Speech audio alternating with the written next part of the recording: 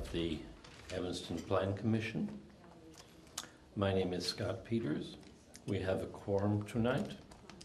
We do not yet have minutes from the last meeting, so we will not address the prior minutes, and we'll start then with the first case, which is a proposed text amendment to the zoning ordinance, 14 PLND 0045, office and financial institution uses in the B1 and B2 districts.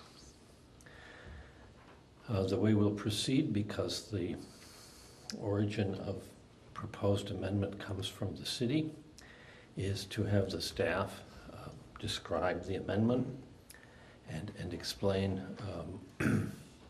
why the city might be interested in the amendment, and we'll take questions of the staff from the commission first, and then anyone present, and then we'll hear anyone who wishes to speak in opposition to the proposed amendments or who proposes changes to what is before us. And then when everyone has spoken, including the staff having a chance to respond, then we'll close testimony and the commission will discuss the matter and make some kind of recommendation. So with that, I ask the staff, maybe it's Demir, to explain what's before us. Thank you, Mr. Chairman. So the first case, again, is the zoning ordinance text amendment regarding the office and financial institution uses in the B1 and B2 districts. Just to summarize it, staff is recommending amending the zoning ordinance to allow office and financial institution uses as special use on the ground floors on properties within B1 and B2 districts within the Dempster Street and Main Street business districts. Office and financial institution uses on floors above the ground level would be continued to be allowed as a permitted use. So this was initially presented to the zoning committee in May. Staff had proposed an amendment to B1 and B2 districts. At the zoning committee at that time, the committee found that the B3 district should be included into the amendment. It was recommended for approval, and then at the Plan Commission meeting in June, the Plan Commission found that all B districts are not the same, and therefore the regulations for office and financial institution uses should not be allowed in the same manner across all B districts. So it was sent back to the zoning committee for further refinement. So at that time, staff did some research and looked at some other towns and how they regulate some of these things. And so I'm going to summarize this, but this was presented to the zoning committee again in October. We actually found there were about 7 or 8 different options that we can go with.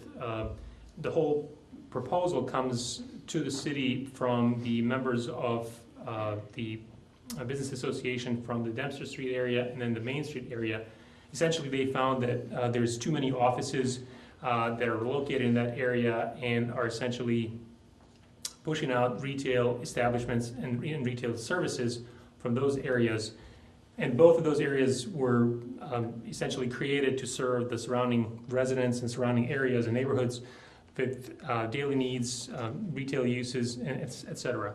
So the idea was for the zoning ordinance to do something that would encourage more retail uses to go there and maybe limit some of these office uses that are getting into the area. So when we looked at possible ways that the zoning ordinance can regulate this, the first option was to actually create an overlay district that would have different regulations for how we allow office uses in whatever area we find that there's an issue with.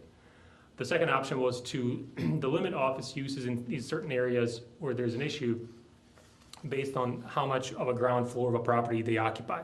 We can define that, whatever that is, 50% of a ground floor of a building or 25% or whatever. We can also limit them based on their size. So we can say, for example, that up to 1,000 square feet an office use would be allowed by right. Anything over that would be a special use, or vice versa. We can also incorporate changes regarding office uses to the upcoming potential. Staff is looking to make some changes to the parking requirements within the TOD areas around the transit stops. So we could possibly include changes in terms of how we regulate office uses within that text amendment regarding parking.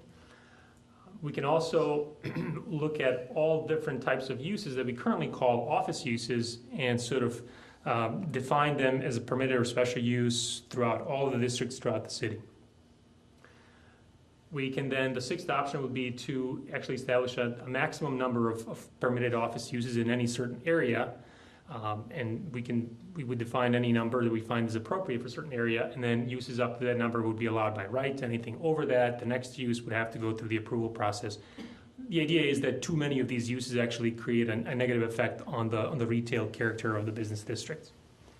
And the seventh option would be to limit office uses, how we regulate them in a different manner, only for a specific area where we feel that there's an issue with that area. And then we can also continue with the previous proposal that was to affect all business districts in the same manner as it was initially proposed. So ultimately, because of the fact that the issue was specific to certain areas of the city, specifically Dempster Street Business District and the Main Street Business District, we felt that the option 7, limiting the office uses based on where they are within the city and just limiting that particular area, how they're allowed, we felt that that's the best option. So just an overview, this is the Dempster Street Business District. The area stretches on the west side from Elmwood Avenue to the alley that's actually just, that goes north-south, just east of Chicago Avenue. And then the Main Street Business District, same thing on the west side from Elmwood Avenue, and it actually stretches to Hinman on the east. So those would be the two districts that would be affected with the proposed text amendment. In essence, the proposal, this is the table that summarizes that. On the top, you'll see that the office and financial institutions currently are by right permitted uses across the B districts. This proposal would actually make the office uses on the ground floors within the Dempster Street and Main Street area as a special use, and then offices that are not that, so offices on the ground floor anywhere in the city or in the other business districts would be continued to be allowed in the same manner that it was allowed before. Same thing for the financial institutions. The ground floor financial institutions within the Dempster Street and Main Street areas would be allowed as a special use, and then on the second floors and then the other business districts across town, they would be allowed as a by right permitted use. We do feel that the standards for approval have been satisfied. This proposal is consistent with the comprehensive plan's goal to enhance the neighborhood business districts. The special use process for these particular uses will assure that the proposed uses are approved in a manner only if they complement the existing uses. In other words, a certain number of these uses are beneficial and they would be approved. If an excessive amount of these uses are located in a certain area, then that next use would not be consistent with the neighborhood and would actually deter from the character of the area. Through the special use process, the projects will not be approved if they could not have adverse effect on the values of the adjacent properties. And then through the special use review process, which means that it has to go to the Zoning Board of Appeals and the City Council, we would have to make sure that the proposed uses, there's adequate public facilities to service those uses. So with that, I would open to any questions. Demir, why did you decide against the overlay option?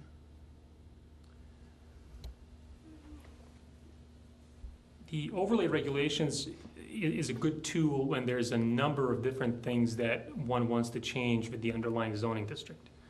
So if we wanted to change, and the next case will be a good example to talk about that, if we wanted to change bulk restrictions, if you wanted to change a number of different uses in the matter how they are allowed in this specific area, we would have opted for that option. In this case, it's something that we've seen as a consistent way of trying to mitigate this issue across other cities through the U.S. And it just seemed to be the simplest option to do what the intent was, and that's to make the office uses their approval only through a special use. Seemed to be the easiest option. Mr. Chairman, I'll come back with a response to that when we get to discussion. You may not be alone. Other questions from the commission for the staff?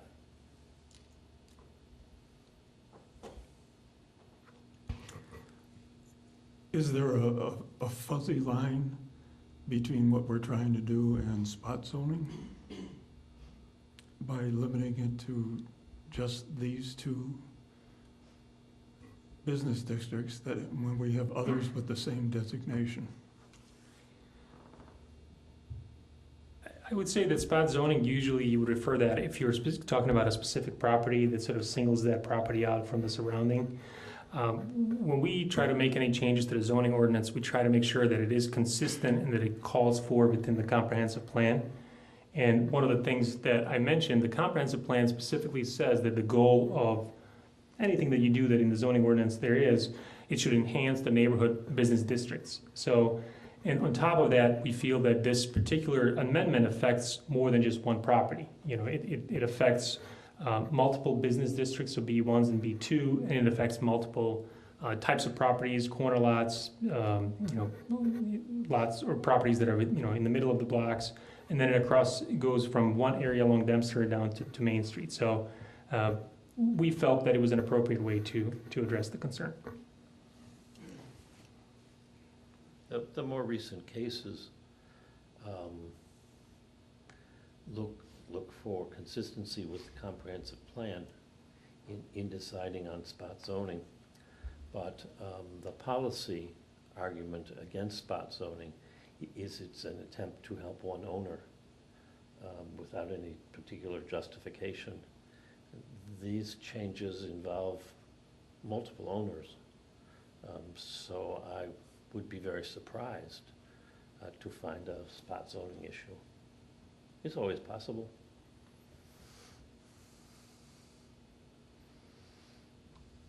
Other questions? Questions from the public? Comments from the public? The public is silent. Hearing no questions from the public, is there a motion or a discussion from the commissioners? Mr. Chairman, let me say first that I am absolutely in favor of what we're trying to accomplish here. These are two special neighborhoods. I was in a conversation with somebody a couple days ago, and the subject of the bumper sticker campaign to keep Austin weird came up. If we were trying to keep Evanston weird, those are the two neighborhoods we would look at, and that's a good thing. But it seems to me that what we're doing here is the death by 1,000 cuts to the zoning ordinance.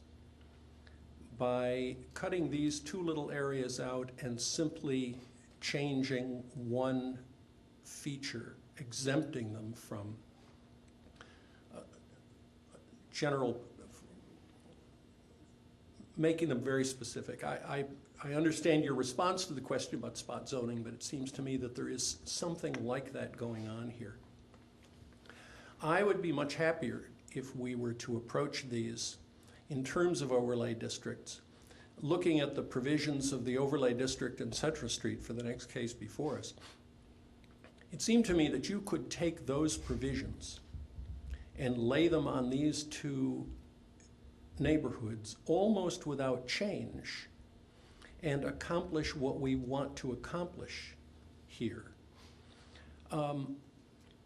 One specific piece of this, and I've told Mario that I had this concern.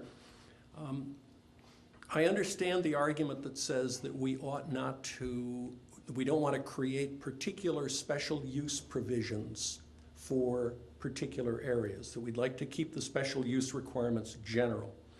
But it seems to me that in this case, what we're trying to do is not mitigate a negative impact, but encourage a positive impact, which is street life. And that if that's what we accomplish, what we want to accomplish, we need to say that. And one simple way of saying it would be in the context of an overlay. I'm not sure that, I like what we're trying to accomplish, but I'm not sure from a zoning mechanics standpoint, this is the best way to do it. Anyone else? I too think this is a good, whatever the change is. I'm a fan of special use. Because I know it creates a burden for those who want to open up businesses, but I think it's warranted in this case. And suggestion number 7, I think, which is to make it a special use at the street level for financial and office is an easy change, and I think it's warranted, and it's simple. I would agree. I think special use for office and financial in these areas is appropriate. But from a mechanical standpoint, I'm not sure that we should do it by writing in an exemption. It seems to me that we ought to look at these. We ought to admit that these are special areas and that they need to be treated specially, including the special use. I would argue for an overlay district rather than solely a text amendment, because I think if you do it by a different set of rules for this area, it will be very easy for the public to miss this provision in the ordinance. And overlay districts presumably are easier to detect for the general public, and certainly there should be reference to them on our maps. So for that reason, I think it will be more clear and easier for the public to see that there's some special regulations for small areas if we use the overlay device and have the special use requirement as the main content in the overlay. I mentioned to some staff yesterday that I had worked on some of the original or the current ordinance, and the Evanston land uses are so varied and they change from block to block. It was really difficult to not make each parcel a separate zoning district, but we didn't want to cause most of the city to become non-conforming. We wanted it to be continued use to be legal. So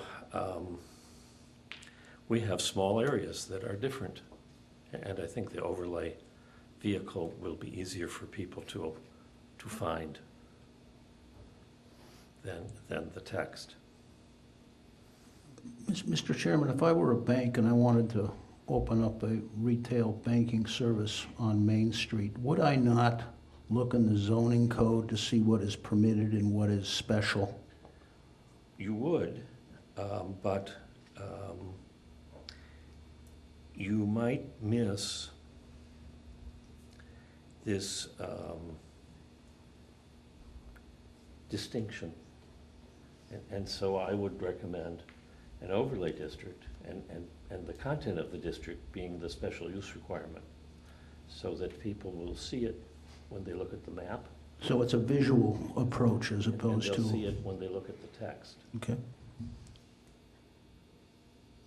I don't think there's ambiguity in the proposed text. I just think people might miss it, meaning not see, they might see financial institution and not the detail about first floors.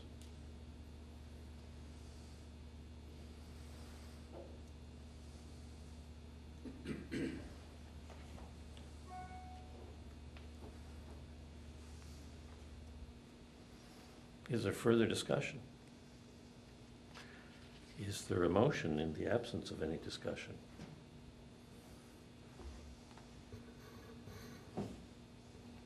I guess, Mr. Chairman, I would move that we send this one back to staff. If I may just suggest, as I mentioned, the overlay district, well, first of all, this proposal came in to staff from the area business owners. they feel that it's a necessity to get it done as soon as possible. And we did start that, at the zoning committee earlier in May.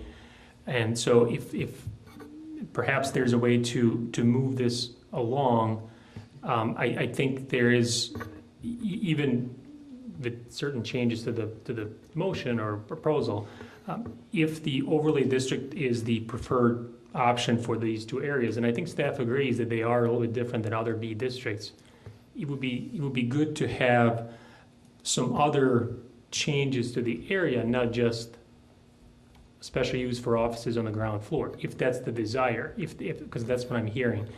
Otherwise, if we're just going to have an overlay to regulate office use as a special use on the ground floor, I'm not sure that's the best way to do that. I think we could do that by amending the proposal tonight. The amendment might be to designate the area that's listed on the permitted use financial institution, and then to as an overlay district, and then to take the regulation that's in permitted use and special use and add it to the motion, so that substantively what we're recommending is basically what's here, but we map it. I think that's enough clarity to be the basis for a recommendation, and then it could go pretty quickly to the council.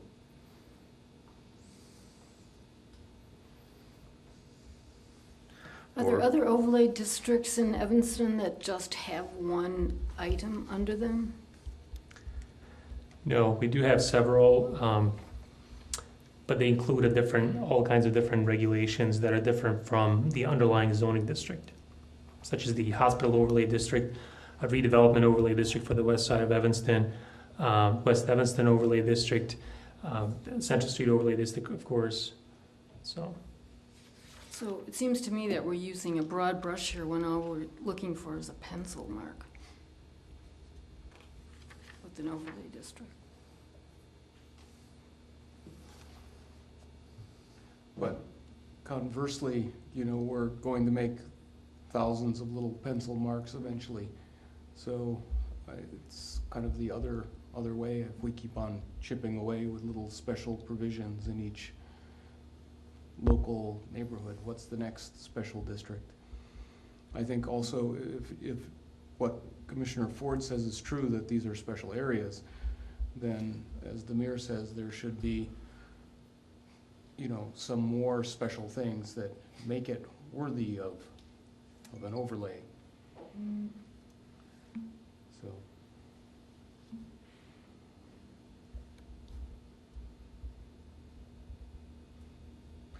Well, we have a motion before us. Was it seconded? Oh, we don't have a motion. Would anyone like to make a motion? I'll make a motion that we approve the recommendation by staff to,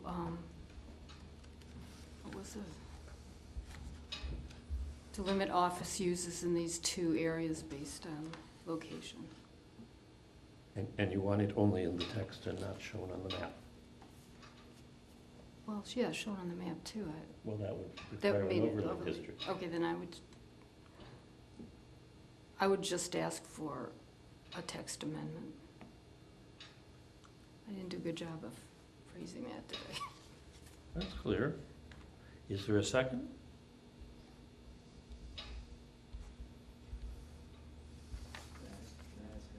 Yeah. Were there other uses that were considered as special use in these corridors, aside from financial and office? we did look at all the other uses that are allowed by right, and we looked at some other uses that are allowed in the other districts, if we should allow some more. And we felt that other uses are correctly and adequately addressed with the existing regulations. So, and we were trying not to correct something that there isn't an issue. So trying to introduce a whole new use that there may not be a demand for it, or exclude another use that is permitted and listed as a special use if that's not a concern. We rely on the business owners in the area, and some of them showed up at the zoning committee both in May and then also in October, and they spoke strongly in favor of the proposal. They felt that the office uses they were coming into these areas because of the low rents, and that in essence, because they're stable uses, the property owners did not need to make improvements to their properties for those particular uses. The uses also drew upon a larger area from Evanston, not just from the immediate neighborhood. So it seemed like the main issue was the office and financial institution uses. So, Demir, if you did go with an overlay, can you also add at a future date additional yes. constraints? Yes, we can do that. We can certainly define an overlay district if that's the Plan Commission prefers. We would probably figure out the name for that, and then it would be mapped out just like all the other overlay districts, and then we would have separate regulations for that. And for now, this would be the only regulation. But over time, we can propose. At that time, would be called a text amendment that would be adding additional restrictions to that particular overlay district.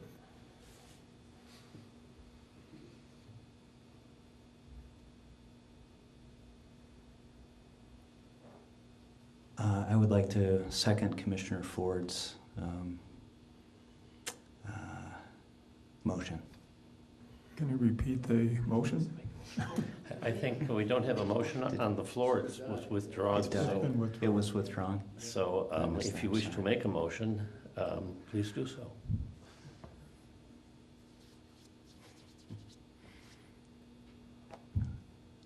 Is it just going to die again?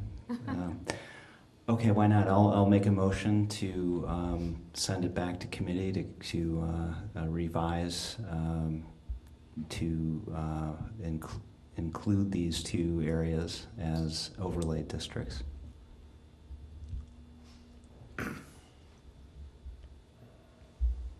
Mr. Chairman, is it really necessary to send it back to committee? Only if the commission decides to. Is there a second? Your prediction was correct. Mr. Chairman, we're back in one of these situations, and you and I have been here before. You frame the motion, and I'll move it. Okay. I move approval of the staff proposal with an additional provision that the area that the regulations be designated through the use of an overlay district, and that the boundaries of the district be the boundaries that staff has suggested for the regulations involving financial institutions. He reads my mind. So move.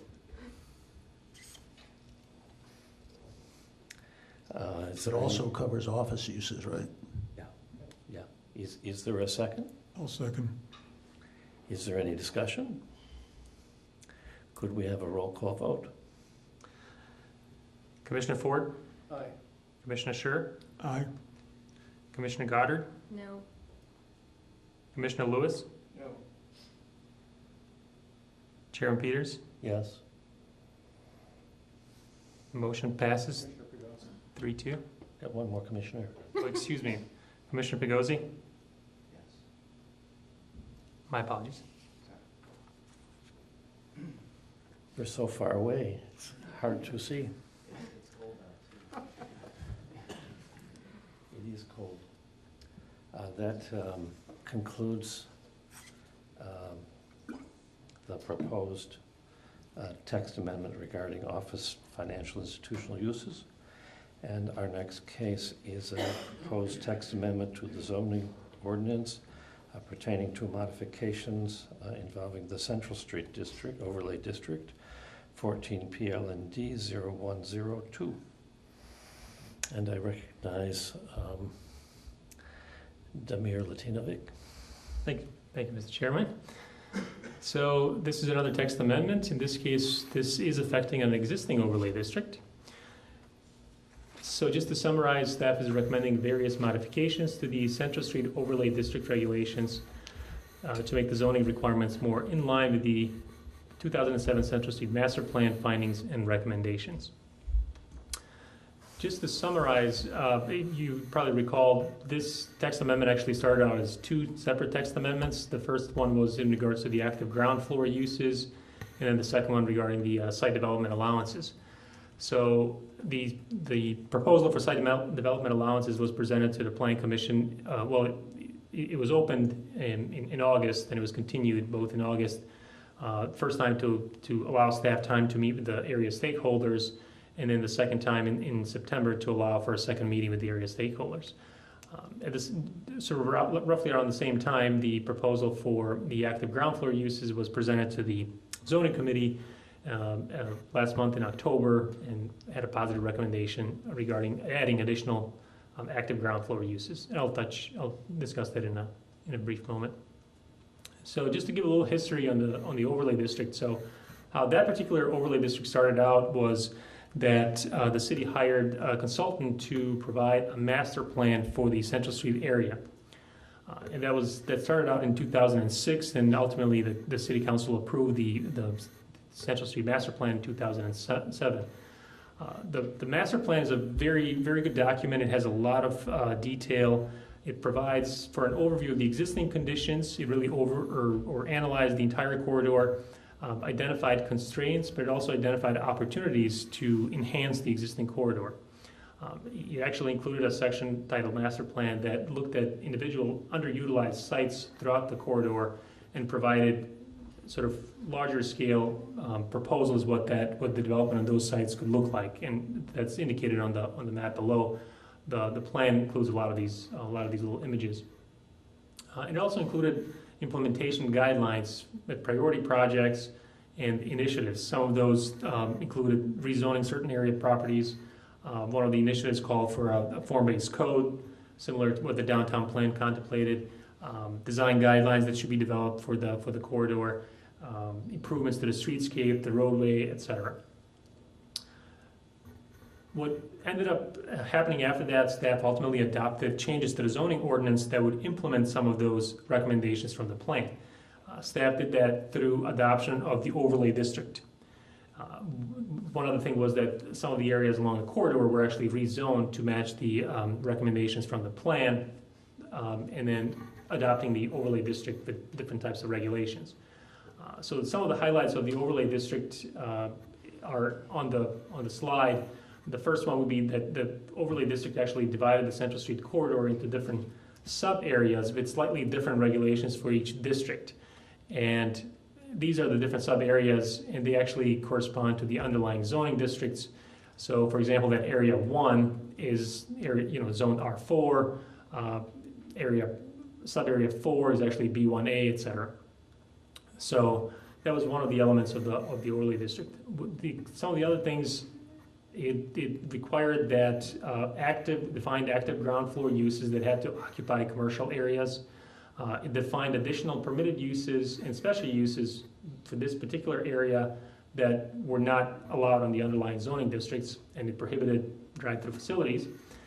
It focused on establishing regulations for building envelopes, specifically the bulk restrictions for buildings and projects, with step backs for upper floors, and then more defined building articulation through fenestration, through lack of what's called sheet walls, so that one plain wall cannot extend from ground up to the top floor. There had to be some articulation with massing, etc. It also prohibited site development allowances for planned developments, and we'll talk about that a little bit further. It allowed for certain FAR bonuses for underground and public parking facilities for projects.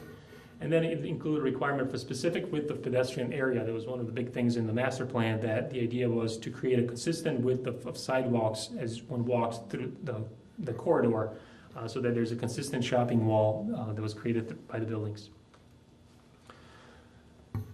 So what are the proposed modifications? Most of them are relatively minor, and we were trying to correct some of the things that we identified that were, because the overlay district is so detailed specific, inevitably there were going to be some areas where the language of the ordinance was not specific enough that it actually allowed itself to misinterpretations, and would allow developers to take advantage of that and take something that goes into their favor.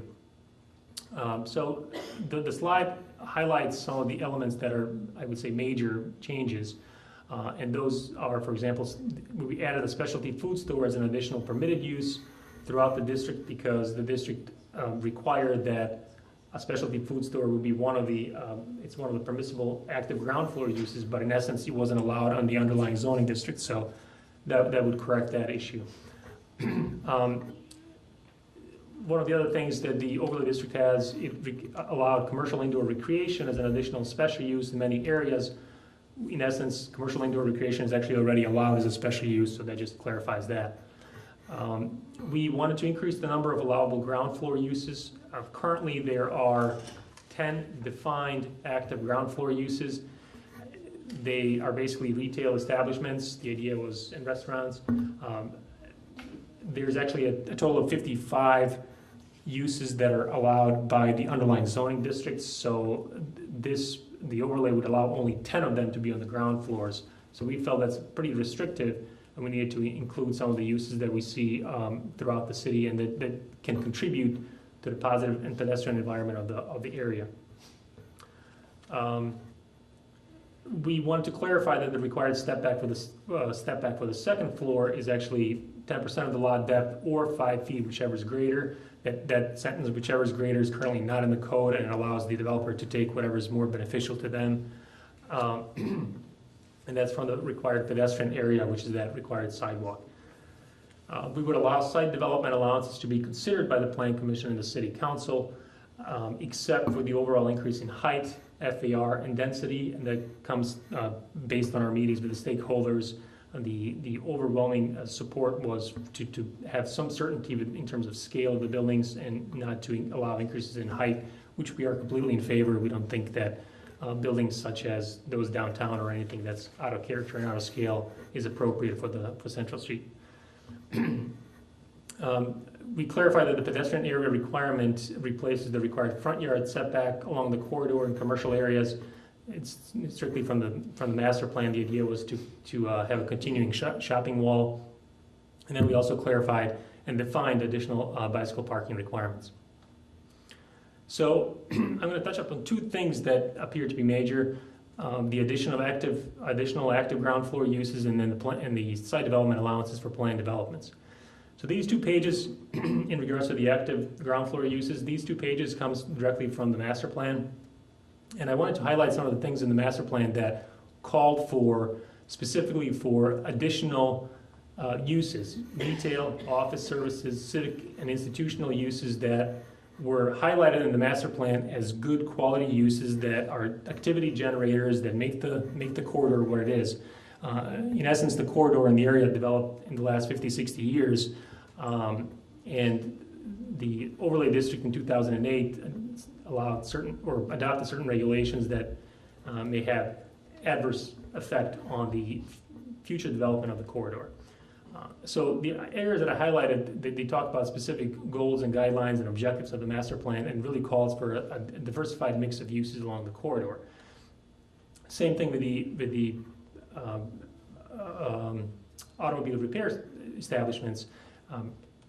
There were stakeholder meetings done throughout the master plan process, and the stakeholders repeatedly stressed that they would like to maintain a certain number of auto repair facilities that are currently along the corridor and along the Green Bay, because there are needs for these services, and Central Street area presents the only commercial corridor in the Northwest Evanston area. So currently, that would not be allowed on the overlay under the overlay district regulations. So this clarifies that. So this is the list of the current active uses on the top. As I mentioned, they're primarily retail and restaurants. The idea was to add additional uses. Now, based on our meetings with the stakeholders, as you can see, we've modified, currently the table in the code specifically lists only the 10 uses that are allowed as active ground floor uses. What we are proposing to do is actually define how they're allowed, either as a permitted and special use, and that primarily mimics how they're allowed by the underlying zoning district. But we have changed many of these uses to be allowed only as a special use on the ground floor, and that's in essence to give more certainty to the process, the fact that a special use request has to be reviewed by the zoning board of appeals and ultimately has to be reviewed by the city council. That really allows both the zoning board of appeals staff and the city council to review the proposed use and make sure that that particular use at that particular location does not have any negative effects on the surrounding uses, and that overall it does contribute to the general welfare of the area and enhances the vibrant corridor that it is. So those are the primary issues. I mean, some of these uses, such as micro distillery, as I mentioned, it's allowed as a special use. So if a use is proposed in a specific location, one can identify that and see, well, does this particular use fit within the character? So a more manufacturing type of a distillery probably does not fit in there, would not be allowed. But if it is something like a wine shop that has a tasting room in the front, that could be a perfect use for a Central Street corridor. And then some of the other ones, such as daycare centers and even government institutions such as the library, which is a big activity generator and was really important to bring that to the Central Street. That particular use is not allowed currently, and if they wanted to relocate somewhere along Central Street, it would not be permitted. The next sort of a relatively major modification was to allow site development allowances to be considered for planned developments. Initially, we thought that we should make those regulations consistent with the rest of the city of Evanston. Site development allowances are allowed throughout Evanston, and that's been the practice. 95% of the planned developments do need one form or another of site development allowances. A lot of them are minor, but along Central Street, the overlay district prohibited them. So in essence, it discouraged planned developments. Now, planned developments per code, all projects that are over 20,000 square feet have to be approved through the process as a planned development. Whereas anything that's less than 20,000 square feet does not have to be approved as a planned development, and they have the right to ask for zoning variations. And site development allowances are nothing else but zoning variations. So if somebody's doing a 19,000 square foot building, or it's looking to do a 25,000 square foot building, they may be encouraged to reduce that size and then ask for variations from the setbacks or anything like that. We felt that the lack of planned developments would actually, the city would lose control over the quality of projects. And we felt that the zoning ordinance should promote orderly and desirable developments that are consistent with the Central Street Master Plan and not discourage the type of developments where we have more control. And then the intent of a planned development ordinance was to encourage efficient use of land and resources and encourage innovation in buildings and planning, and then promote greater efficiency in public and utility services. And we do that by a review of these projects that goes on over months and months of reviews by staff through the public hearings and ultimately planning and development committee by the city council and the city council. So there's a lot of review involved to make sure the project really meets the area goals. And as I mentioned, the current regulations are not consistent with the rest of the city.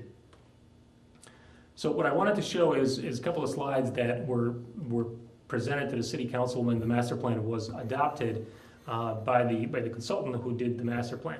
What they did throughout their process is they did stakeholder surveys and interviews, and they did these visual surveys. So they would put up pictures of buildings that they would like to see, what kind of buildings the residents would like to see in the area. So at the top left, you'll see this is one of the buildings that scored highest. It has much better scale, lots of character. The building in the lower right apparently is the reason why the master plan was adopted. What I do want to point out is that none of these buildings would be allowed, especially the one on the top left. Currently, the overlay district requires that there is a step back starting on the second floor. Now, having a one-story building and then the second floor step back may be appropriate in many different areas. And we're not trying to change that. The idea is not to change any of these regulations. The idea is to allow certain projects to be eligible to apply for these variation site development allowances so that we can get to projects that maybe look like that on the top left or lower left. One other thing that the master plan included was a lot of these development concepts, as I mentioned, where they identified underutilized sites. This is a plan that really was overwhelming support by both the residents in the area, business associations, and was obviously approved by the city council. This particular building, this is the corner, the Chase Bank corner at the Crown Jewel area at Green Bay and Central Street. So Chase Bank is right there at the corner, and then there's a parking lot to the west of that. So this is the contemplated development. What you can see is here's a 5-story building. One of the elements of the plan that the residents identify is that they would like to see higher density close to transit stops. And as you know, this overpass is for the metro stop. Again, this type of project would not be allowed currently by the underlying zoning district. Sheer scale of the project requires this to be a planned development. And per the underlying zoning, they would have to have setbacks on the 2nd floor and then the 3rd floor, etc. It looks like this building would fit really well with the character and scale, but we wouldn't even have the ability to actually entertain that option because site development allowances are not allowed. And one last thing that I wanted to show, this is the image from the cover of the master plan. This is again a couple items that are underutilized, or a couple sites that were underutilized, and the consultant identified some potential development that could go on there. Again, because of the setbacks and upper floor setbacks, this project would not be allowed. So our proposed regulations regarding the site development allowances was to simply allow projects to request certain site development allowances, not all of them, but only certain of them, so that the Plan Commission and the City Council can review those and determine if those site development allowances are appropriate and if they can be allowed or not.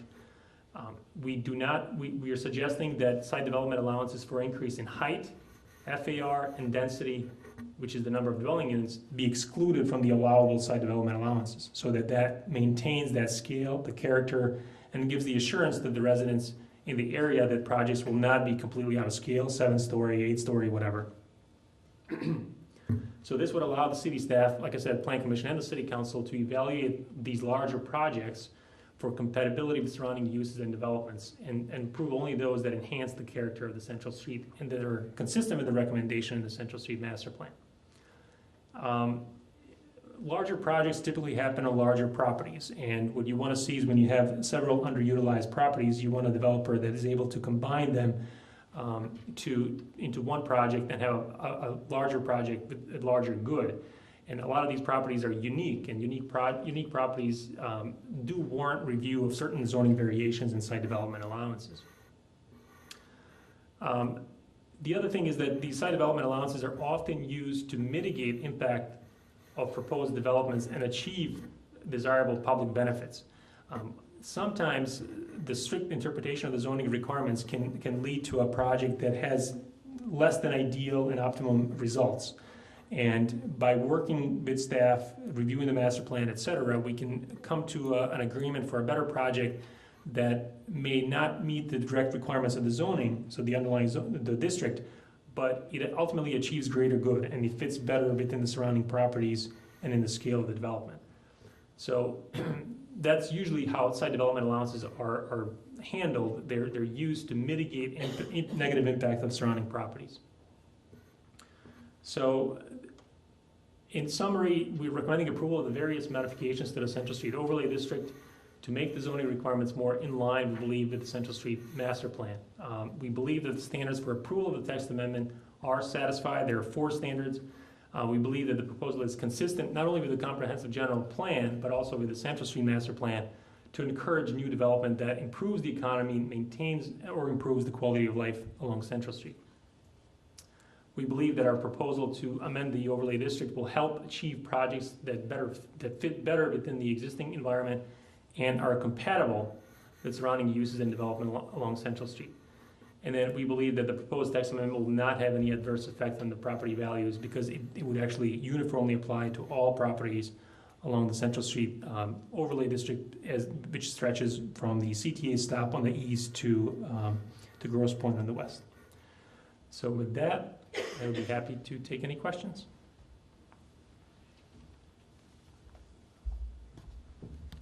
You mentioned excluding height and FAR, and what was the third? The density, the number of units that would be allowed. Thank you. Mr. Ford? Demir, do I understand that among the allowable development allowances would be a waiver or modification of the second floor setback requirement? That's correct. That would be one of the permissible site development allowances. That can be reviewed, not necessarily approved, but can that be can be looked at. reviewed, correct. Okay, thank you. Other questions? Are there questions from the public? Go ahead.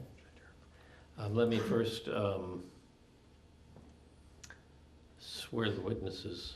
Is it our understanding then that it becomes the arbitrary opinion of the zoning committee here or the planning committee that whatever the interpretation of the zoning people, the planning commission, and the developer and the architect and whoever's in charge, whatever looks beautiful, sounds beautiful, and makes the most money for the city would be the best for the city, or whatever looks beautiful would be. I have not seen that standard in the ordinance. I know, Let me it ask, appears that that's- let me ask staff that's whatever. to respond to It appears that the whatever argument that setback would be- is now being made in the form of a question.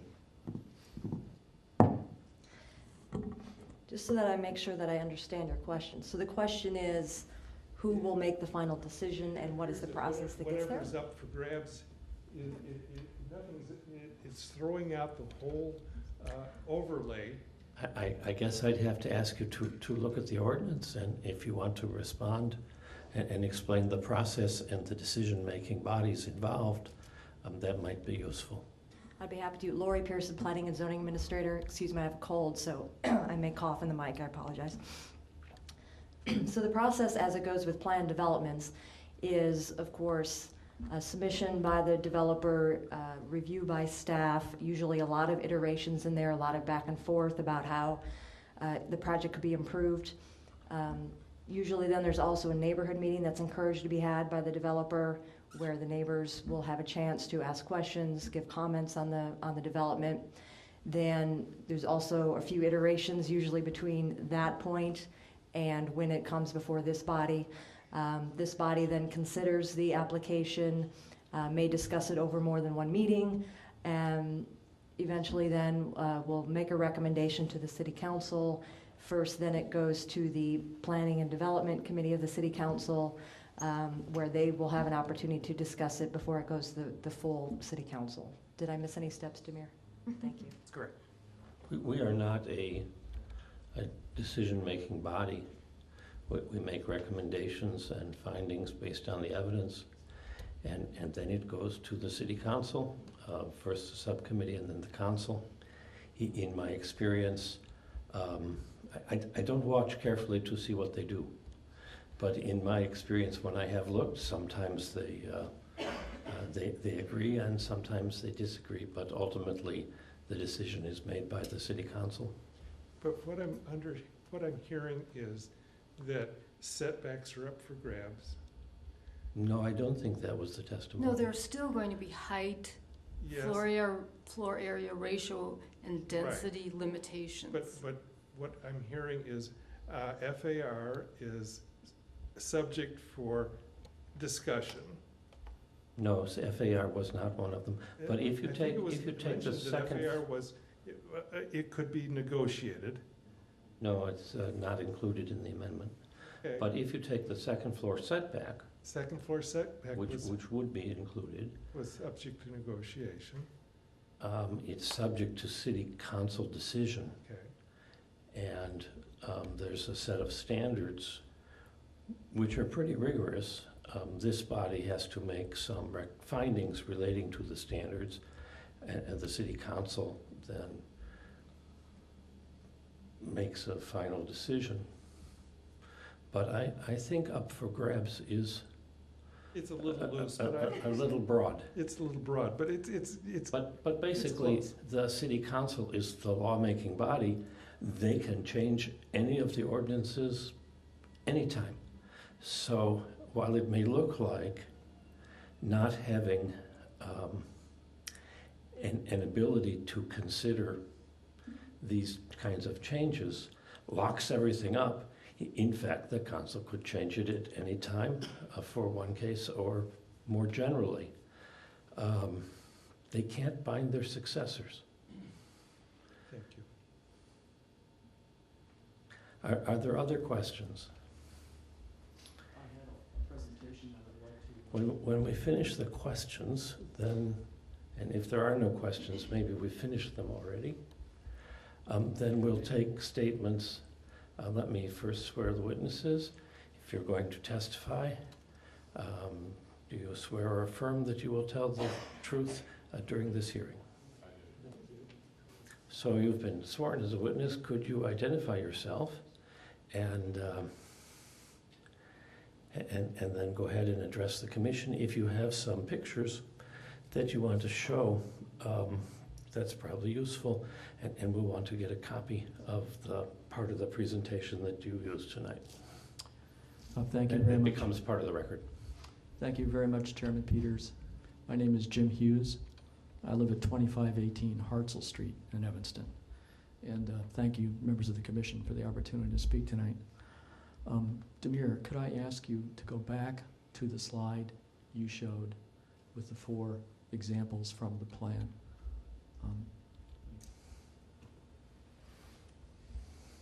While Demir is doing that, I have copies of these slides I'm using.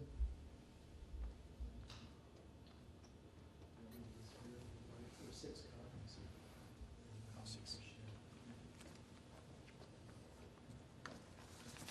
So we've been presented with paper copies, and we'll still look for an electronic copy because we'll probably post it. Yes, thank you.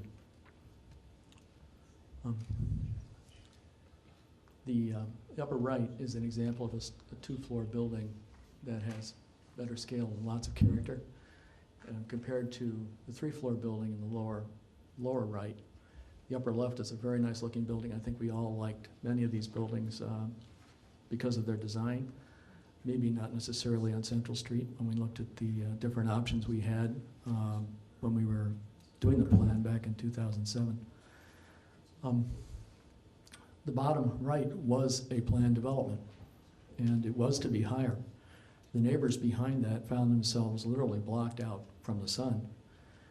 We began negotiating and got, instead of a 4-floor building, a 3-floor building that filled the lot. And it was an example of a lot of stress and strain and back and forth with the neighbors and the commission. A process that we would like to continue avoiding, if we can, by maintaining the Central Street plan and by updating it, and by continually updating it. And I'd like to thank staff for the effort so far that we've been involved in. We found it a really good give and take, and I'd like to thank Demir for the work he's put into this, because it really reflects well on people who've come before and worked on this in 2007 and 2008. So thank you, Demir. Just for the record, the slide being discussed is from the city's presentation, and the slide is captioned Corridor Analysis, Visual Preference Survey - Mixed Use. Thank you. If you would, Demir, can you go to my first slide, number 1? This is 1700 Central Street. We're really excited about this. As you know, that area's been empty, that 3-lot section's been empty for over 5 years.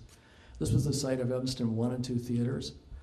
There were over 1,100 seats there, and parking was available across the street at the Northwestern parking lot. This was a major attractor for the businesses that existed in that area.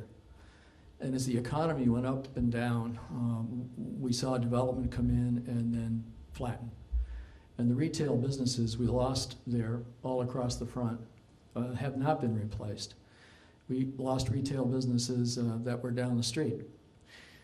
With the ebb and flow of the economy, the neighborhood changed, and we see more office and non-active uses in that area.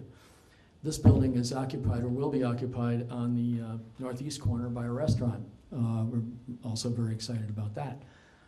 But this side, the 2/3 of it, is primarily non-active use. So this is something that has to be overcome, and it will be a challenge for that neighborhood. We think this is a viable retail area. It is our east of the tracks, Central East. And it, in a way, competes with Linden Avenue and Wilmette. So we're hoping that retail can again get a foothold here with the new art center and with the restaurant and with the new bakery and begin to expand. During the interim, while we watched small retail businesses leave this area, we saw offices expand. There is a mortgage brokerage across the street that occupied one storefront. It now occupies 2, maybe 3. There is another business across the street, a printing company. It's also expanding, which is good. It's good for Evanston. It's good for business. But it's the nature of the neighborhood that it's changing and becoming more non-active uses. And we'd like to commend the plan to designate these as special uses, these non-active uses, here along Central Street, as you were doing down on Main and Dempster Street. We think that's a good step forward. Slide number 2, 2953 Central Street. Oh, thank you. This is the building that next Make week. it go. Oh, I see it. Okay. There we are. This is the building we saw at the lower right-hand corner of the slide from Demir. This is now all a medical center for dialysis. We have 2 dialysis centers on Central Street, one on the east side, one on the west side. There is no parking in front of this. That's a loading zone. And retail space across the street, a lot has been dedicated to 8 parking spaces for this building for this specific use. This is what had happened in the late 2007, 4 to 7 timeframe. Is there was a demand for additional condominium space in Evanston. We saw these large residential mixed-use buildings go up, but there wasn't a plan to incorporate retail on the ground floor, and now we have this loss of the retail space in that area. This is all B1A to office space. And this is true in this block and also the block just immediately to the east. Slide number 3. This is that block to the east, the 2900 block of Central. The areas on the left and right are devoted mainly to office use. Oh, I'm sorry. Is that 1700? Yeah. You're right. It is.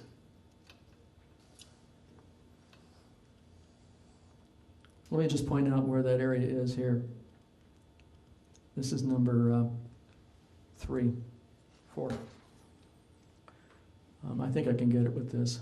Go back. Here we are. The area that I was describing is the B1A area in the center of the Central Street corridor. It's green, and it's marked neighborhood. We have 3 different characteristics to the business districts on Central Street. We have auto-oriented at the west and on the north part of Green Bay Road. We have a neighborhood-oriented district in the center around Lincolnwood, Central Park Avenue, and Central. And then the what they call the crown jewel, that term, is the area in orange around Central and Green Bay. And they each have their own characteristics. We've seen office space grow in the center area and encroach from the west and into the 2900 block of Central Street, from Central Park and Central and east of there. We've also seen it encroach in the B1A area on the east side of the tracks. So those are sensitive areas. We're trying to make sure that it doesn't happen in the crown jewel as well. So that's really important to us, that area there, and we commend that part of the plan. One of the things that the plan does is recognize that we have, if you look at this slide, there are marked areas in red along the corridor. And those red areas that mark the boundary between the B1A and the R5 are where those districts abut and adjoin R1. And we have a lot of that on Central Street, which is one of the unique things about Central Street. So the issue of step backs and setbacks is important, not just in the business district and for the kinds of mixed-use buildings we can get there, but also in the R5 areas.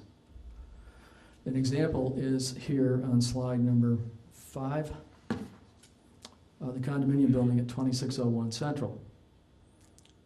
Immediately behind that are R1 residences on Hartzell Street. This is the back of the building. It's a 52-foot structure. It has 44 bay windows and doors. Each of those doors had 2 lights, and when the building was turned up, began to be occupied, all those lights went out automatically every night, and they were like sodium lights, which lit up the whole neighborhood. The porches overlook the backyards. There are 12 of them there. And the impact has been a loss of privacy, the cost and difficulty of growing screening landscaping, and in one case, a neighbor reduced the value of their house on the market when selling it immediately after this was built. So we think it has an impact, or has had an impact on property values in that area. This is the same building, slide number 7, seen from the back from the lot line of the house immediately behind. This is a 37 millimeter shot, so it's a wide angle lens, so it's actually bigger than it looks there. It's 32 feet from the alley to the lot line. It's 50 feet from the adjacent R1 residence lot line and 113 from the house behind. And all the residents along here struggle to maintain the trees in their backyard. When the city put the alley in, we asked the city not to cut the trees along the old alley so that we'd have some screening. And in spite of that, we've lost many of them because it's just not a good growing area. So there's a need for these setbacks, step backs, transitional height planes, and transitional landscaping areas in these abutting and adjacent R1 areas all along Central Street. The next slide is a proposed development at 1620 Central Street that's east of Green Bay and Central. Every time I see these, I like them. They look nice. This is a nice looking building. A lot of different design elements. Initially, we thought this was a very nice addition, and the idea of having additional neighbors is a very good idea. However, we're going to have to give something up for this.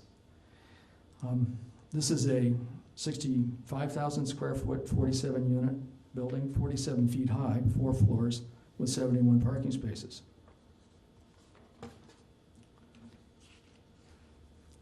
Here's the problem.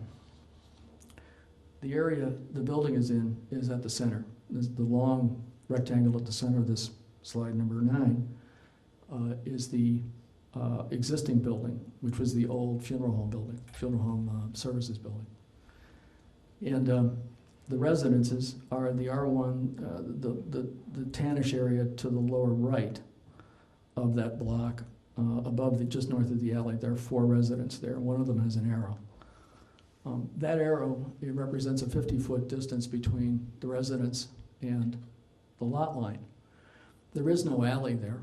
There's just the abutting lot line. When the new building is built, it'll be set back 10 feet. That means they will have a 47-foot building 60 feet off the back of their houses. This is going to cause an invasion of privacy. It's going to cause some loss of light from the west. And there's maybe even some indication it's already affected property values. In the case of this building, if it were built under the 01 rules, it would require a 15-degree inclined plane, which would really limit the height next to these abutting R1s.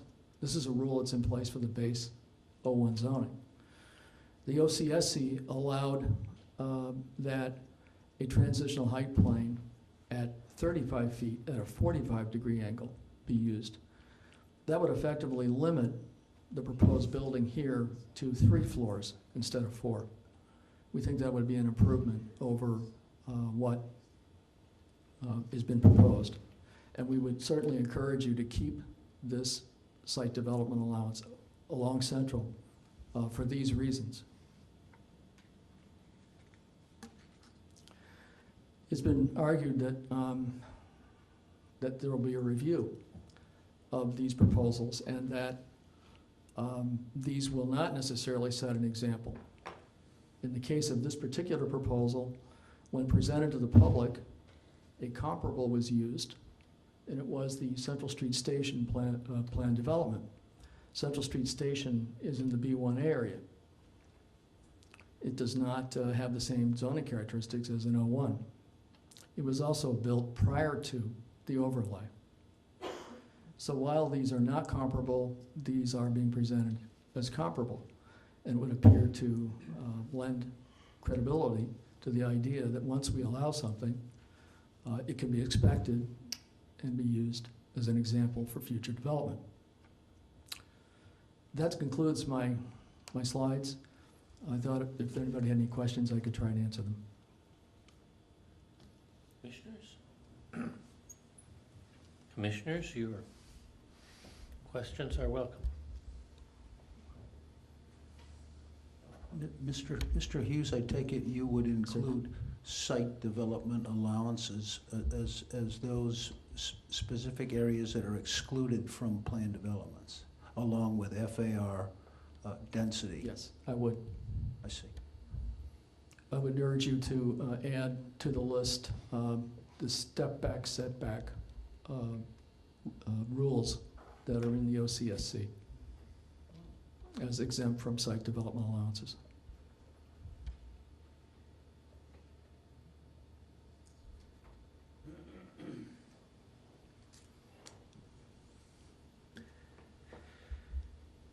You showed in the sixth slide a structure. I couldn't tell when it was built and if it's been built since the Central Street plan was adopted. No, this is prior to the Central Street plan. This is in the 1990 timeframe.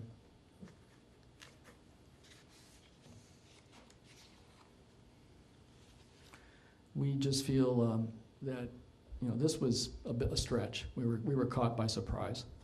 When this building went up, Central Street neighbors became a possibility.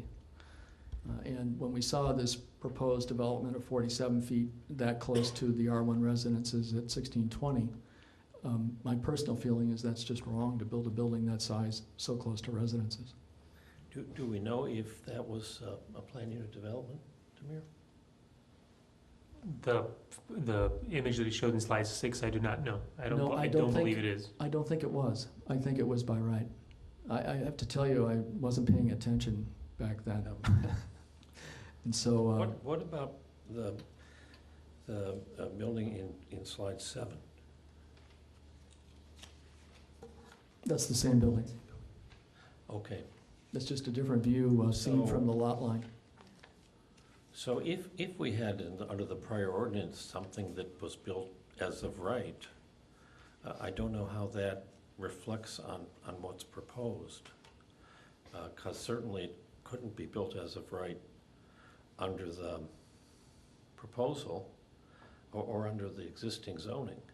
Well, I think anytime we see a building coming, you're going to see pictures of buildings that are similar to the one being proposed. I also should note, in terms of the slide that's there now, the appraisers will often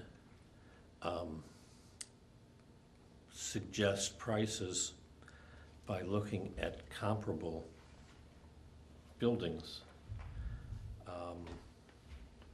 That the commissioners are, and the city council, really reject claims of comparableness when they're not there. So I can't, I urge you not to rely on what an appraisal witness might say about comparableness as something that the city adopts. I think it's looked at in detail, first here and then in the council. One of the arguments that you made has to do with not changing the uses which might be allowed. If you've looked at the proposal, are there any specific permitted or special uses that you find objectionable? We had concerns about educational institution on, as a special use. We thought educational institution, daycare, and there was one other, should not be allowed. It's just that deadening effect. What about? But we are, we're willing to work with the staff here on coming up with a scheme for making this neighborhood a vital neighborhood. What about retail goods establishment, ground floor only, and retail services in sub-area 3? Sub-area 3 is the office area. We have that spread out on the west end of Central Street at the very west gateway. And again here, right by the Ryan Field. So are you objecting to retail goods establishment in those I areas? think in the area that we're talking about here, if this proposal at 1620 goes up, there will no longer be office space in that area. It does not seem appropriate to have retail required in a residential, basically an all residential block. And that's And in there's sub-area only 3? one retail there today. It's a Needles Excellency. It's a specialty store for knitting and sewing goods.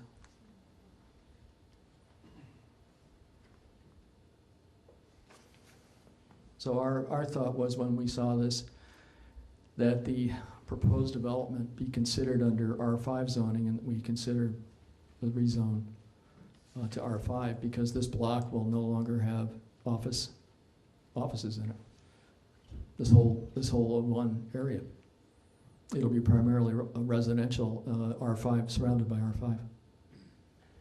Do you have objections to the active ground floor uses that are shown in a chart on page 5 of the packet?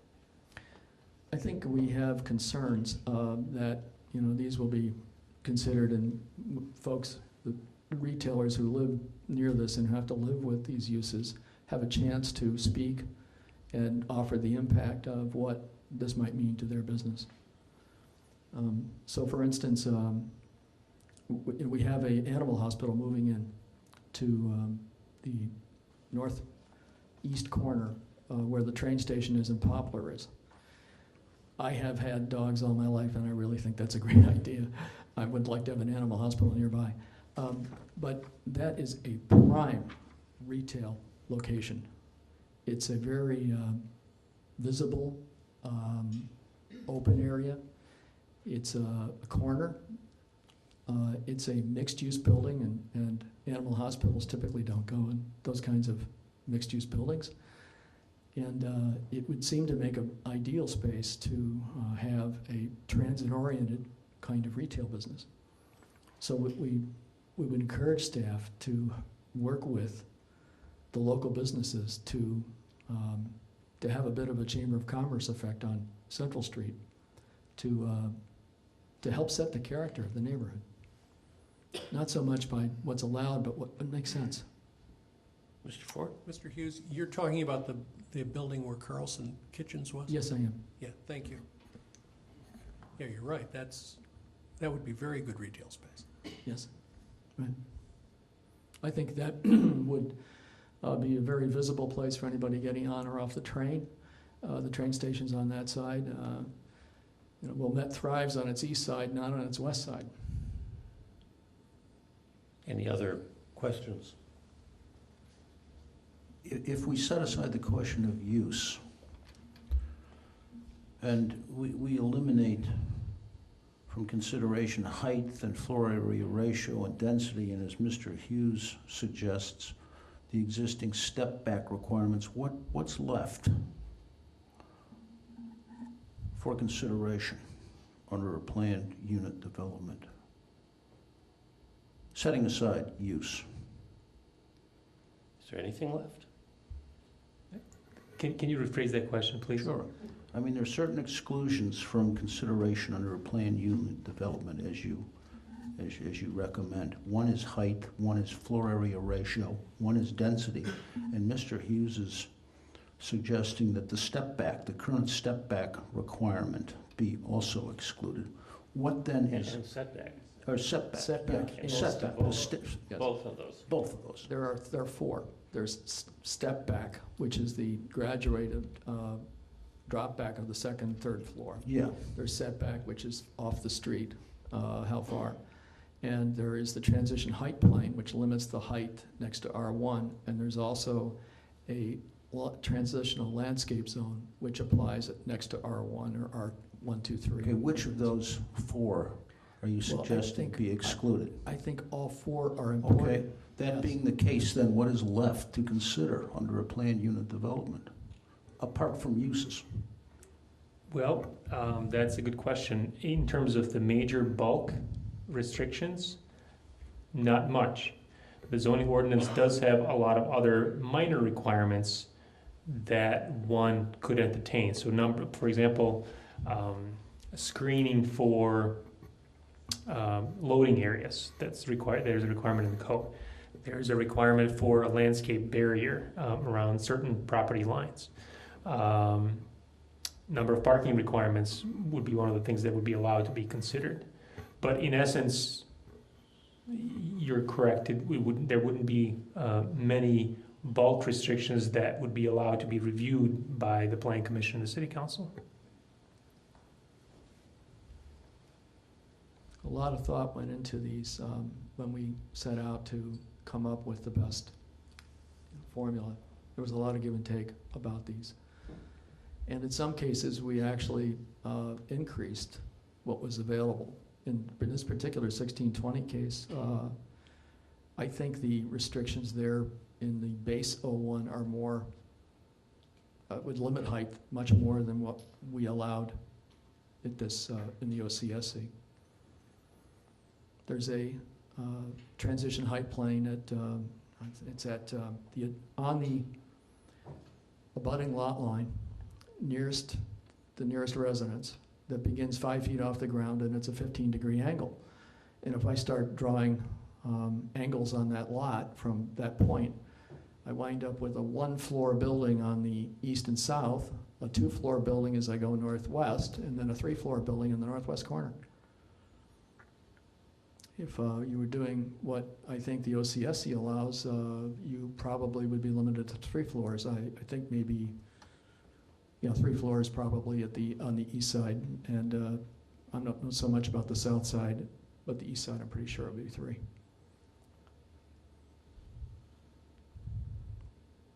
We just don't think you should be considering site development allowances in this situation next to residences like this, and that's what would happen if we allowed this.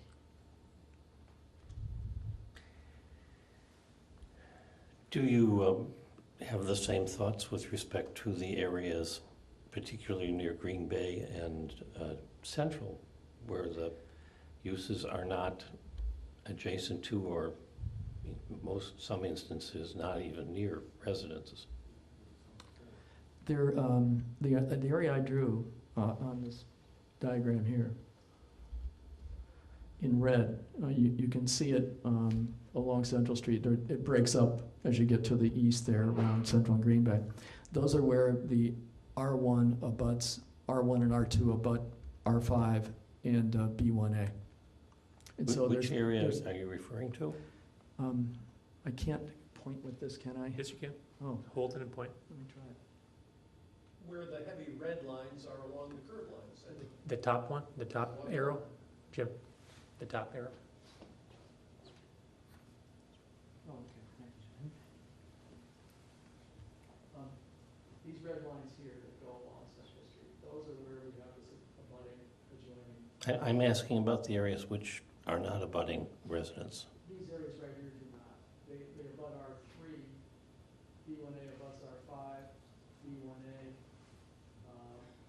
C2. I think that's R4 there, but we don't have that R1 abutment in that area. It's not as pronounced. So are you in that part of recommending the- against any of those possible site allowances in that area as well? No, I think they're important on the front side of the building. We have front and back side issues here. As you look at, each of these areas and how they break up, some are across an alley, some are not. So the answer is yes, you're All- recommending against the changes for that Yes, area for the also? whole area. I'm just saying the problem is not as pronounced in those areas as it is in the others. And we foresaw that there would be development down in this area here. In fact, this is its own sub-area. This is sub-area 5, right here. And then I think the bank is in 4, all along here. This is sub-area 3 here. Any questions for other questions? It's, I don't know if I agree with the arguments, but it was a great presentation. I Well, thank you. suppose I shouldn't say things like that, but what can you do? Anyone else wish to speak to this?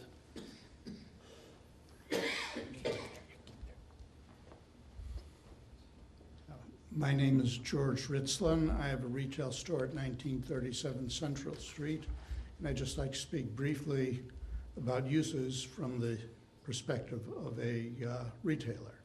And it's generalizations because I'm definitely not an expert on zoning. I like to think of retail as following the environmental rule that everything affects everything else. I have a little mental trick that I use. I look at a shopping district and I say to myself, and I look at it as if it were a shopping mall. And how do things fit together? How does it look? Does it make sense? Because malls tend to be cohesive, having one developer or manager behind them. Shopping districts, I think, are very similar, but they have the problem of divided ownership, which makes them fragile, because property owners are under pressure to fill space, and all too often they will take the first available warm body with a check. And because of that, it's very easy for a shopping district to deteriorate very quickly. I saw it happen in a place where I used to have my store, and if you could visualize a district with 45 storefronts and 10 beauty salons, and that's what actually happened. If you went into a shopping mall and saw 45 storefronts and 10 beauty salons, you would say, this developer is not thinking clearly, and you'd be right. And that's basically the point I wish to make, that, as I said, everything affects everything else, and when there's not one overall unified vision from the owners, then it has to come from someplace else, and that's where I feel that the city comes in. So that's really all I have to say on this. If you have any questions, I'll be glad to answer. I do have one question. Can you relate that analysis and approach to what's before us today? I don't know whether, hearing your argument, you're supporting or not supporting what's before us. I'm kind of neutral. As a retailer, in general, I'm happier with high density of residences, but I do want the residents to be happy, and I want them to like the district. My focus is basically on usage, because I know that even when you go from retail to non-retail, it does have an impact on everybody. I had an experience recently where I had an active retailer next door to me who retired and was replaced by a business which is more it is retail, but a lot of it's by appointment. Hours were inconsistent and erratic. And although our foot traffic had been growing since during the recovery from the Great Recession, the year that the new, not quite so retail business moved next to us, our foot traffic went down 10%. And that's why I'm concerned about if there are any aspects that would affect usage, I'd be very concerned about that. I would like to see as much retail as possible, it all just builds, each one builds on all the others. Thank you. Questions of this witness? Thanks very much, Mr. Richmond. Please come forward if you're willing to identify yourself and give a location. Good evening. My name is John Majewski with Majewski Architects at 630 Davis Street here in Evanston. I only really wanted to talk because the property that we are the architects for, which is that building that was shown tonight at 1620 Central, I just want to give you a little bit of history of that. We started with some of the display and items that were displayed tonight with a pretty big public meeting in August before we even submitted anything to anybody, just to have a conversation. And that was something that was really encouraged by the aldermen, just from the perspective of trying to get the feedback of the neighbors.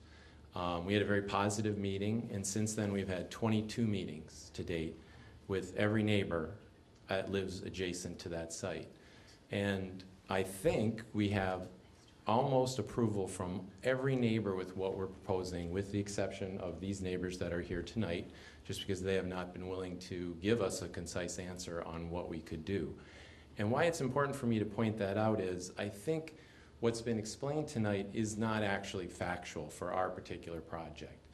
We've met with the neighbors, we heard what they wanted. The portion of the property that is directly behind the residential homes that were shown, yes, in fact, it is a 10-foot setback, but we're proposing to do 35 feet. And that 35-foot setback came because the neighbors asked for that.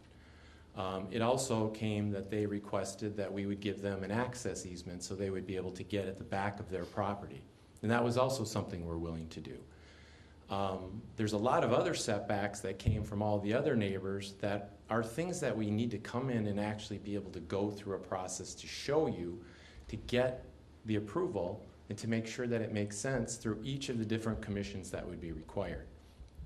The reason I want to stress that I think it's really important that you allow for some flexibility when it comes back to the setback planes and to the setbacks is not that I'm trying to take advantage of anything. I just want to have my day to present to you as a body whether or not it makes sense. That's the difficult part for us. I understand the height, I understand the bulk, I understand the unit counts. I understand that there are parameters that have to be set up. I just think if you actually have a chance to see what we're proposing, which doesn't even, it's not even the picture of what's there today because that was probably version 1, and I think we're probably on about version 14 right now, and we still haven't even submitted technically. We've just submitted for zoning, and unfortunately, I don't think we can really even get an answer on zoning because our property is 32,000 square feet, so it has to be a PUD. And because it has to be a PUD, we need some ability to do the things that the neighbors are asking us to do. And since it's a PUD, we can't ask for a variance, so we really need these development allowances to be something that could be applicable to the project. It's either that, or you'd have to reconsider zoning the property. And I understand that there's a history that I don't even want to get into about how this ended up in the current zoning that it's in. We're happy with where we are. We're happy to have our chance to come in front of you. We're happy to work with every neighbor, including the Central Street Association. We just want a fair chance to be able to present a project. And I know staff is working tremendously well with us to try to get us to that point. But that's really all we're looking for, is just the opportunity to come in front. So I just really wanted to clarify tonight that I really think these setback standards are a tool that would be an amazing tool for you to use. Again, you have to use your judgment when you make decisions on those things. Staff will guide you. But I think they are an amazing tool for helping you to sculpt buildings to maybe fit more appropriate into neighborhoods, and to really create the kind of streetscape that you might be looking for. Thank you. Now, you referred to not being able to present things to the board in the city. Can you elaborate on that? Well, we can't submit our PD yet because there isn't the possibility to submit a PD because there's really no way to do a PD without development allowances. So we're proposing to do a housing project in a neighborhood that's zoned for office that has all residences in it. It's a contradiction. So the only way to do it, and the way that we have to do it because the lot is over 30,000 square feet, is we have to do a PD. If I could come in front of you, which I don't want to take your time tonight to say, and show you what neighbors have asked us to do, I think they'll all make sense, but they're really unique. and there's really unique reasons for it. It's also a lot of things to respond to the church and the school that's on the south side of our property. They had special requirements and requests because of the traffic that flows through the site. So it's as simple as something about trying to create a parking space on the rear of a building that's a parallel parking space so the cars pull in and out without backing in and out because there's children that might be in that area. And as complicated as the setbacks, which I understand the reasoning for it, we met with those 4 residential neighbors, and we gave them many options to say what would make the most sense. And then the real unique thing that we have is we have an existing building on the site that people understand, and it's probably the best tool we have to help us build a new building because we can use that footprint and improve on it by making the setback greater or further into the front or less into the back, so they understand that things would improve for them from a view perspective. But it would be really difficult if you didn't have any ability to deal with setbacks. I don't know how you'd really deal with it. And the street front is really important too. It's unique that we're actually trying to push the building back. The requirement would be to push the building back right now, I think 27 feet, although there is something in the code that we're still not 100% sure about that refers to, you know, when there's 2 properties that are all the way up against the street front on either side of you, which is our case, is it appropriate to push it back 27 feet? Because that's all of a sudden you have this huge pushback. We're trying to find a balance, and our main reason for setting it back is we just have a gorgeous tree at the front, really one of those really specimen trees that you want to push the building back so that you can be away from the root zone. And then we have another gorgeous tree on the back of the property that we're trying to push away from. So there's just all of these things that I'd love to have the chance to come and show you and go through the whole process, but I just think there are things that you probably will understand why we did it, and it might make some sense. Any questions of Mr. Majewski? Thank you. Alderman? Good evening. Thank you, Commissioners, Chair Peters. Thank you, Mr. Hughes. Mr. Majewski. My name is Jane Grover. I'm the Alderman for Evanston 7th Ward, representing the city and the part of Central Street that is east of Hartree. So it includes a great deal of the Central Street Overlay District.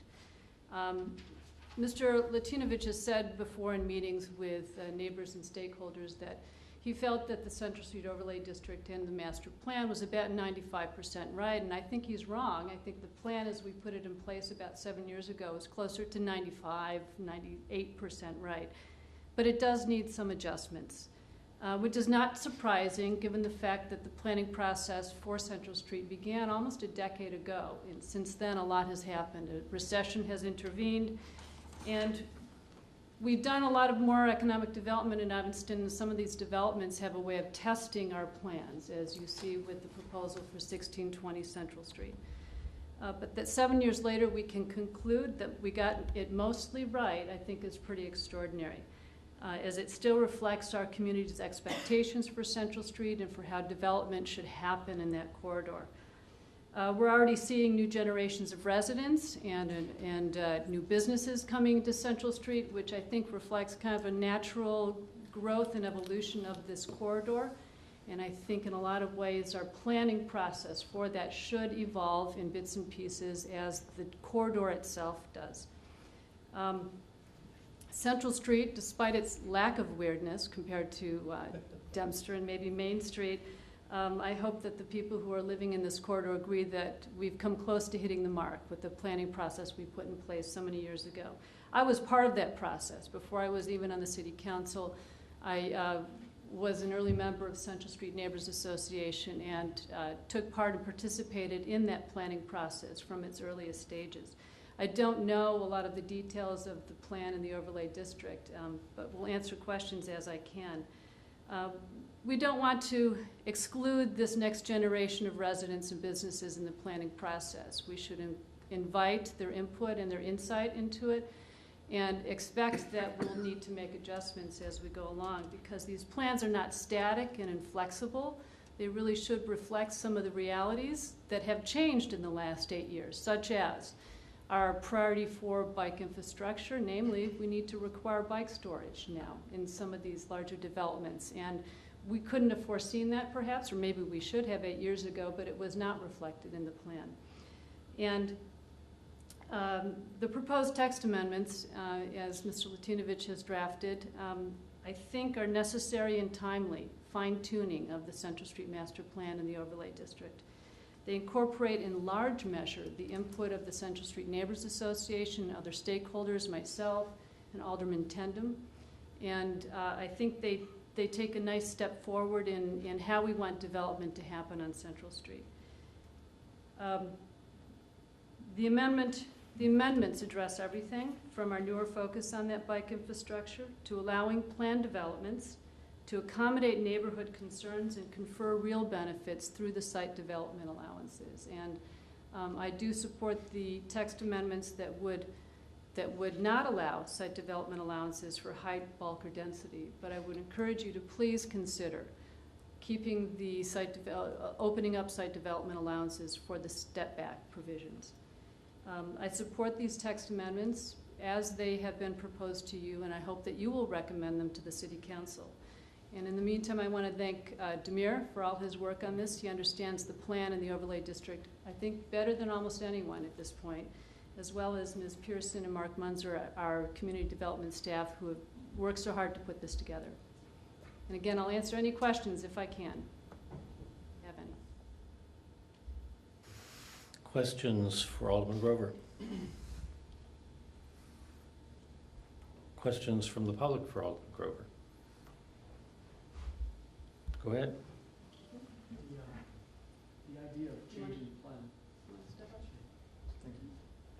I think we all agree we need to change the plan. It needs to be a living plan. And we're looking for a way to continue the process that we began in 2007. We recognize that the neighborhood's going to change, retail is changing. So I really think that's an important thing for us to do. But I wanted to say that the problem we're having is that the neighbors here had to negotiate for things that were already part of the zoning. They were looking at a building at 1620 that did not conform to the existing zoning. I forget how many allowances there were in the initial plan required. I think it was over a dozen, maybe even twice that. Demir, do you remember how many? I don't, I'm sorry. I think it was about 12 or 13. Yeah. This is a situation where we don't have a plan presented that conforms to zoning. And we're trying to avoid that. We're trying to be very thoughtful, to be flexible, to allow for what's happening in the neighborhood, what's happening in retail, what's happening in the cost of development. But we're not beginning at the beginning point. We're beginning not with what the rules are, but with something that's entirely outside the rules. And for the neighbors to understand that in a matter of weeks, it's just not possible. I mean, it's a very difficult thing. And we find our role is still there to continue to interpret and try to refine the plan. So we're very anxious to see really good revisions and thoughtful care given to the plan. And Demir has done that, I think.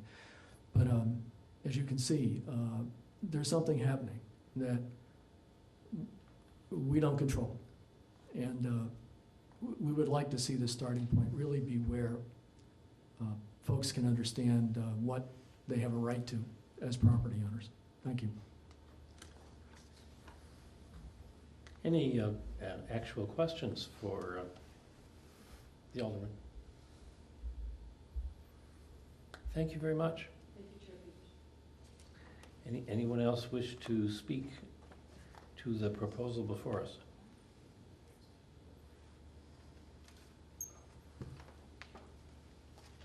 Alderman?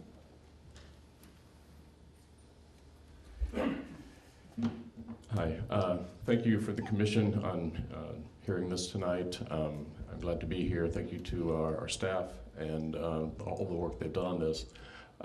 You know, I was not part of the building that is the prime example for what we don't want is in my ward, and that precedes most of our involvement in city politics. But I think my biggest concern is that some of the things that I do recall hearing back then, some of the arguments I actually went against the better interest of the neighborhood because I think the original building, I know the original building was quite attractive with some setbacks, with some ornamentation, and they had the one flaw that the neighborhood just could not get around, and that was the height. So I'm worried that, again, this project could follow down a similar path where at some point, if the architect is or developer is frustrated enough, building as of right, I don't think will yield the kind of outcome we can have with all this special consideration. It's really rare that anybody would have this much interaction with the neighborhood as they have, and I'd like to hear what some of those interactions were and some of the thought process they went through in bringing the plan to whatever it was, 12, 14 reiterations. So I think I agree with Alderman Grover that this is Central Street overlay is a well thought out plan, but it should be fluid. We're a progressive city, and we cannot ever put anything truly in stone. We need to always have an open mind and understand that things do change. The economy changes, ideas change, the neighborhood demographics change. And we're going through a lot of change on Central Street. So I'm very optimistic that something good will come of this. I think it's a terrific group at work on this, and I think the neighborhood will continue to have an important role, as will the Central Street Neighborhoods Association. So thank you, and hope to see you again. Questions for the Alderman? Questions from the public? Thank you. Thank you. Superintendent. Anyone else wish to speak on this matter? Hearing no shouts and seeing no hands, we can close testimony. We've been listening for about 2 hours and 50 minutes. I suggest a 10-minute break, and we'll resume at 9 p.m. unless someone objects. Thank you. We stand in recess for 10 minutes.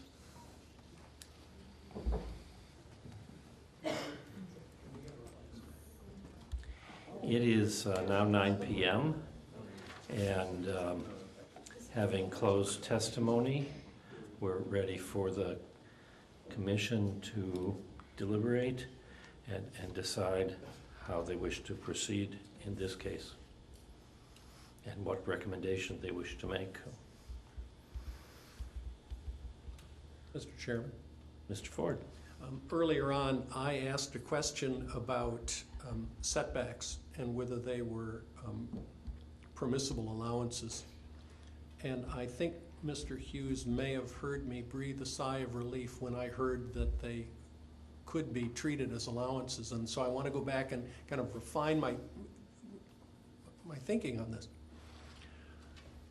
My concern as I looked at second floor setbacks was in those areas along Central Street now, which are fairly solid two-story retail faces. The stretch between Prairie and Independence Park, I think it is, on the north side of the street.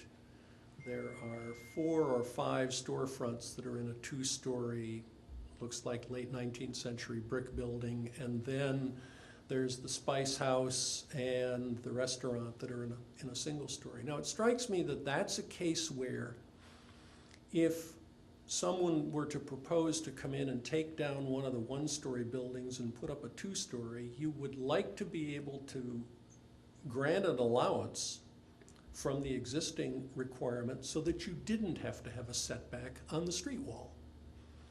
I'm not concerned at a two-story height about the problem of canyonization. So that I wonder if maybe with respect to setbacks, we need to treat the fronts of buildings, the street face of buildings, differently than the backs. Maybe we need to treat buildings that back up on R3 differently than those that back up on R1. So I can see where backing up against R1, setbacks become a real issue. But particularly where you've got a stretch of two-story buildings that are street wall, there's a place where I would argue you may want to, just from an aesthetic standpoint, vary the setback requirement. So perhaps we need to look at where a setback requirement wants to be negotiable and where it doesn't.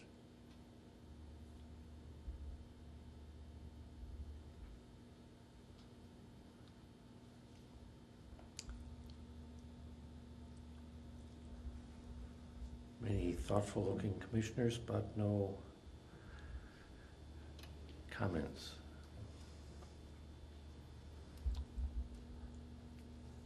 Chairman Peters, just to comment and address what you just did, Commissioner Ford. I think the plan development process allows enough opportunity for site-specific comments on just that issue. And I'm not sure I have a problem with this as proposed.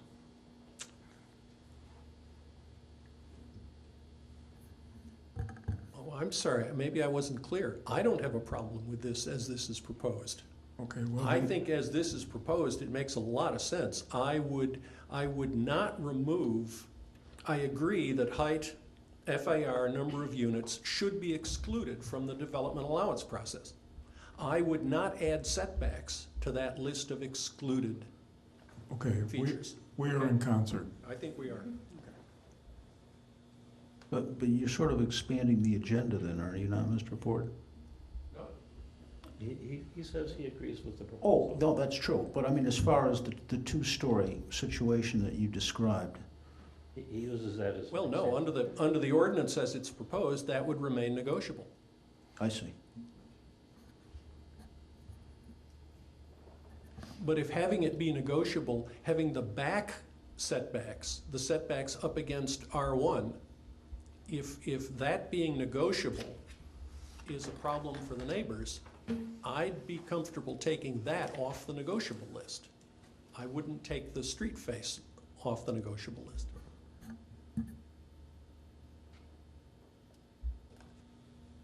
Is that sufficiently confusing?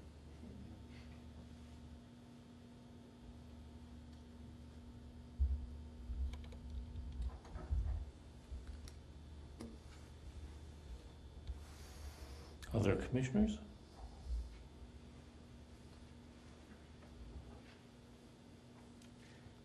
As I look at this and think about the comments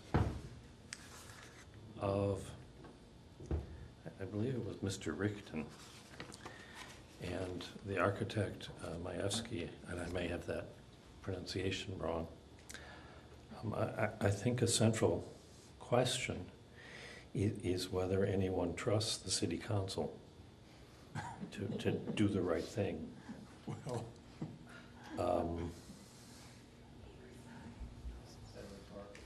No, it's a comment about the issues. I think without the proposed changes, a number of things simply can't get in front of the council and can't get in front of the plan commission. And we can think of situations, and the upper left picture in Demir's slide that's been discussed tonight is an example, and I think Mr. Ford's description of the single-story buildings on Central Street are an example. And my guess is that the current iteration of 1620, which is apparently different than what was described to us tonight, might also be an example. There are probably other examples. And I think I support the proposal to allow some flexibility. And I'm especially comfortable supporting the proposal, knowing that the residents near Central Street and the Central Street Neighbors Organization will be watching. And if proposals that have negative impact on another landowner are proposed, the Plan Commission and the City Council's attention will be drawn to the problems. So I think overall, allowing the flexibility that's proposed here, particularly with the three items, height, number of units, and FAR, being removed from earlier versions of the proposal, give us something that's pretty workable.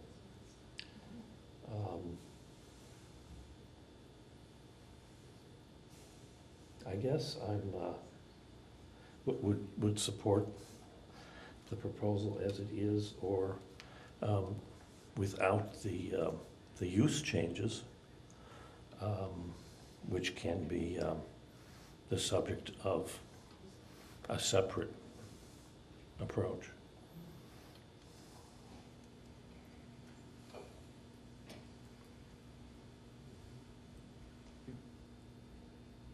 Make one small comment? Yeah. Okay. Or a large one. Okay, well, a small one. I am also a resident of this area. I live at Prairie and Lincoln, and am in the zone, and I have an interest in the area. But I also want to see encouragement to development, which is growth. Things that are static, tend to die, whether the intention is there or not. And I think we need to encourage people to have incentive to invest in this area. And they'll only invest if it's profitable to them and to the local residents. And I would hate to see us discourage even coming up to the table to propose something, and would love to hear what they have to say. And I do trust this process that goes on, especially with the input of the community groups. So the other comment I would make is that with respect to the area east of the metro station, it was observed that a lot of the retailers on the south side of the street didn't come back with the new building. And then it was observed that the retailers on the north side of the street left, and we have office uses, and that would suggest to me that that disappearance of retailers had more to do with the economy than the zoning factors we're looking at. Any further discussion? Would anyone like to make a motion?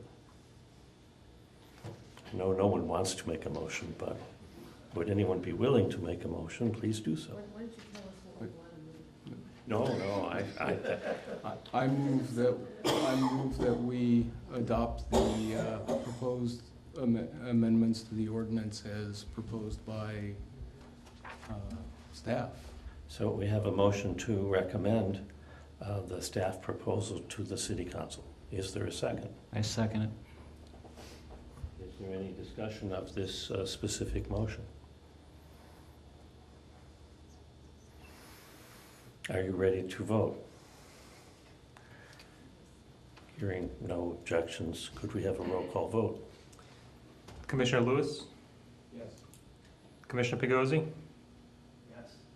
Commissioner Ford? Yes. Commissioner Goddard? Yes. Commissioner Schur? Yes. Chairman Peters? Yes. And if I had a vote, I would vote yes. It's noted for the record. So we have voted. Before we leave this case, the city representative addressed the standards. I think probably we should look at them, and I should see if there are any specific comments. The standards for amendment section reads, The wisdom of amending the text of the zoning ordinance or zoning map is a matter committed to the sound legislative discretion of the city council and is not controlled by any one standard. In making their determination, the council should, in determining whether to adopt, deny, or adopt some modification, consider, among others, the following factors. Whether the proposed amendment is consistent with the goals and objectives, policies of the comprehensive general plan as adopted.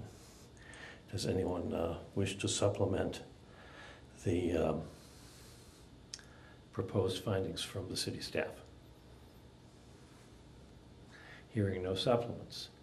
Whether the proposed amendment is compatible with the overall character of the existing development in the immediate vicinity of the subject property, that would apply to map amendments, I believe, rather than text amendments.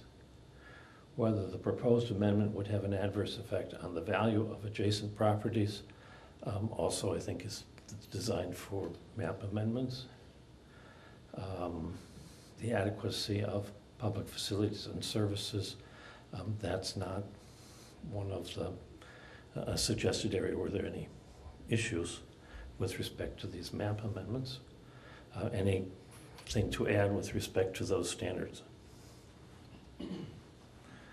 Hearing no additions and having voted, the case is closed and we'll soon go to the subcommittee of the council and the council itself. Is there any other business? No other business tonight. Just wanted to remind our next regularly scheduled meeting is on December 10th. I believe we will have a item for the agenda in that case. And then also the continuance for this plan development at 1571 Maple is at the special plan commission meeting on December 17th. So we'll have 2 meetings in a row. I'd like to thank the members of the public generally and the 2 aldermen who testified and others who are here. We appreciate your testimony and comments.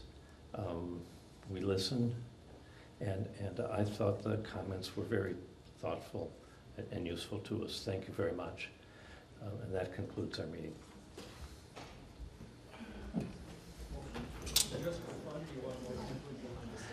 Is there a motion to adjourn? I thought maybe tonight no one would do it. All those in favor? We stand in more adjournment.